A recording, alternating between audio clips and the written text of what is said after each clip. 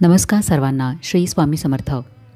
आजच्या व्हिडिओमध्ये आपण स्वामींची किंवा तुमचे जे कोणी गुरु आहेत किंवा जे कोणी इष्ट देवी देवता आहेत त्यांची मानसपूजा कशी करावी याची सविस्तर माहिती बघणार आहोत। त्यामुळे व्हिडिओ शेवटपर्यंत नक्की बघा। मानसपूजा म्हणजे काय तर कोणत्याही देवतेचे मनामधून अप्रत्यक्षरित्या केलेले पूजन म्हणजे मानसपूजन। या पूजेसाठी वेळेचे, जागेचे असे कोणतेही बंधन नसते। कुठेही, कधीही, ऑफिसमध्ये, प्रवासात, अगदी रात्री झोपतानासुद्धा तुम्ही मानसपूजा करू शकता। श्री स्वामीचरित्र सारामृतामध्ये याचा उल्लेख आहे। प्रसंगी मानसपूजा करिता तेही प्रिय होय समर्था। आपल्याला वेळ नसताना किंवा आपल्या अडचणीच्या प्रसंगी आपण स्वामींची मानसपूजा केली असता तीसुद्धा स्वामींना तितकीच प्रिय आहे। मानसपूजा केल्याने आपण स्वामींच्या अधिक जवळ पोहोचतो। मानसपूजेमध्ये आपण प्रत्यक्षपणे जी पूजा करतो त्यापेक्षा अधिक उत्तम फुले, वस्त्र, सुगंधी द्रव्ये, खाद्यपदार्थ स्वामींना अर्पण करू शकतो। एखाद्या वस्तूची उपलब्धता नसल्यामुळे किंवा आपली परिस्थिती नसल्यामुळे किंवा वेळ नसल्यामुळे जे काही आपली इच्छा असूनही स्वामींना आपण अर्पण करू शकत नाही ते सर्व काही स्वामींना आपण मानसपूजेमध्ये अर्पण करू शकतो।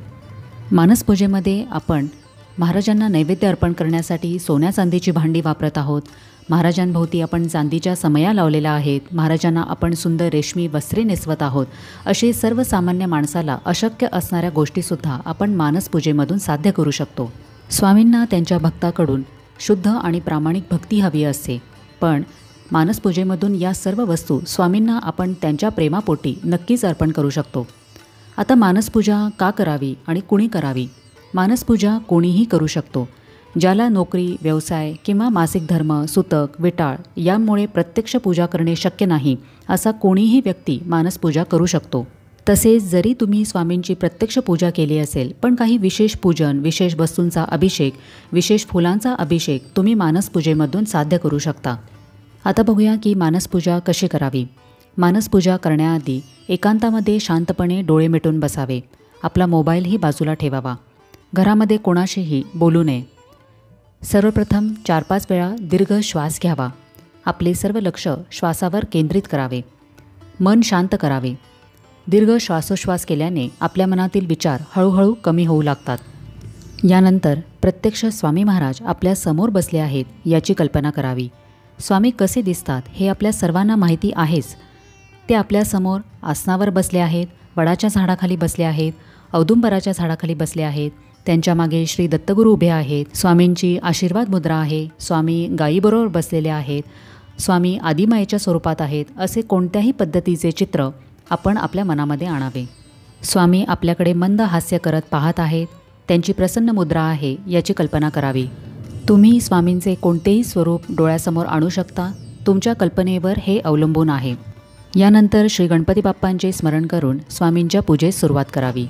आता मानसपूजेमध्ये स्वामी आपल्या समोर बसले आहेत। आपण त्यांना सर्वप्रथम मुजरा केलेला आहे। मनामध्ये आपल्या अखंड स्वामीनामाचा जप आपण करत आहोत। सर्वात आधी स्वामींचे आपण पाद्यपूजन करत आहोत। शुद्ध पाण्याचा स्वामींच्या चरणावर आपण अभिषेक करत आहोत। त्यानंतर पंचामृताने अभिषेक करत आहोत। त्यानंतर परत एकदा सुगंधी हिना अत्तराच्या पाण्याने आपण अभिषेक करत आहोत। यानंतर आपण त्यांचे चरण स्वच्छ धुवून घेत आहोत। मऊ कपड्याने त्यांचे कोमल चरण आपण पुसलेले आहेत। यानंतर आपण महाराजांना सुंदर पिवळे रेशमी वस्त्र नेसवत आहोत। त्यांना सोन्याचा मुकुट घालत आहोत। त्यांच्या चरणांवर आपण अष्टगंधाचा टिळा लावलेला आहे। अक्षता अर्पण केलेल्या आहेत। महाराजांना आपण अष्टगंधाचा टिळा लावत आहोत। महाराजांच्या चरणी सोनचाफा, मोगरा, गुलाब, जाई, जुई अशी सुगंधी फुले अर्पण करत आहोत। महाराजांना सोनचाफ्याच्या पिवळ्या सुगंधी फुलांचा हार आपण घालत आहोत। महाराजांना आपण धूप दीपाने ओवाळले आहे। आता आपण महाराजांच्या चरणांवर डोके टेकून आशीर्वाद घेत आहोत। यानंतर हात जोडून कायमस्वरूपी त्यांचा आशीर्वाद आपल्यावर, आपल्या कुटुंबियांवर बनून राहावा अशी प्रार्थना त्यांना करत आहोत। यानंतर आपण सुगंधी धूप लावून महाराजांची आरती करत आहोत। महाराजांना आवडणारे भजन गात आहोत। यानंतर आपण महाराजांना सुंदर पंचपक्वानांचा, फळे, मिठाई यांचा नैवेद्य अर्पण केलेला आहे। पंचपक्वानामध्ये त्यांच्या आवडीचे बेसनाचे लाडू, पुरणपोळी, कांदाभजीही आपण अर्पण केली आहे आणि महाराजांना आपण त्याचा प्रेमाने स्वीकार करण्यास सांगत आहोत। भोजन झाल्यानंतर महाराजांना आपण पाणी पिण्यास देत आहोत। यानंतर आपण महाराजांना तांबूल विडाही दिलेला आहे। यानंतर महाराज डोळे मिटून ध्यानस्थ आहेत. महाराज आराम करत आहेत. आपण त्यांचे पाय चेपत आहोत, त्यांना वारा घालत आहोत अशी आपण कल्पना करावी. यानंतर आपणही त्यांच्यासमोर हात जोडून नामस्मरण करत आहोत, तारक मंत्र म्हणत आहोत याची कल्पना करावी. महाराजांच्या चरणी परत एकदा डोके टेकवून मुजरा करावा. आजपर्यंत झालेल्या चुकांची माफी मागावी. स्वामींच्या मानसपूजेमध्ये काही त्रुटी असतील तर त्याचीही माफी मागावी आणि स्वामींचा अनंतकोटी ब्रह्मांड नायक राजाधिराज योगीराज अक्कलकोट निवासी श्री स्वामी समर्थ महाराज की जय असा म्हणून जय जयकार करत आहोत आणि सद्गुरूंना आपल्या हृदयामध्ये स्थानापन्न होण्याची विनंती आपण करत आहोत. अशीच पूजेची समाप्ती करावी.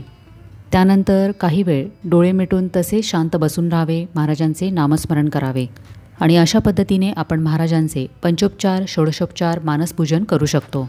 तुम्ही महाराजांच्या मूर्तीची किंवा फोटोचीही मानसपूजा करू शकता, पण साक्षात महाराज आपल्यासमोर बसले आहेत ही कल्पना करून पूजा केल्याने आपण स्वामींच्या लवकर जवळ पोहोचतो.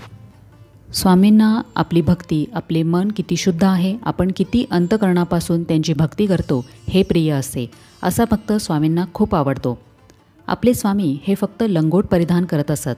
त्यांना या वस्त्र अलंकारांची आवश्यकता ना कधी होती ना कधी आहे. पण मानसपूजेमध्ये आपण आवडीने त्यांना उत्तम वस्त्रे, मुकुट, हार आपल्याकडून प्रेमाने नक्कीच अर्पण करू शकतो. आपल्या आवडत्या गुरूंसाठी आपण मानसपूजेमध्ये जे काही उत्कृष्ट आहे, उत्तमोत्तम आहे, इच्छा असूनही आवाक्याच्या बाहेर आहे ते सर्व काही भक्तिभावाने त्यांना अर्पण करू शकतो. हे नक्की करून बघा. तुम्हाला प्रत्यक्षामध्ये स्वामींची पूजा केल्याचा आनंद होईल. मानसपूजा केल्यामुळे आपल्याला पूजा पारायण करण्यास वेळ नाही, आपल्याला मासिक धर्म आहे, सुतक आहे, स्वामींपासून आपण दूर आहोत हे कधीच वाटणार नाही. मानसपूजा केल्याने एकही दिवस तुमच्या स्वामीपूजेमध्ये कधीच खंड पडणार नाही. मानसपूजा हा एक खूप सुंदर अनुभव आहे.